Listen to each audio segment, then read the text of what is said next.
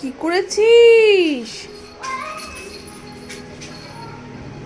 হ্যাঁ, এগুলো কি করেছিস? হ্যাঁ রিও, তুই চাদরগুলোকে টেনে টেনে ছিঁড়েছিস?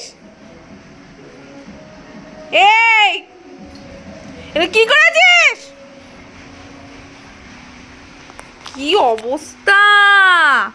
ই রাম, কি করেছিস? ই ভগবান, চাদর টেনে অর্ধেক। ওকে দরজা দিয়ে আমি 10 মিনিট 1 ঘন্টা একটু আটকে রাখতে পারবো না, ওকে শিকলে বেঁধে রেখে গিয়েছি। তুই কি করেছিস এগুলো?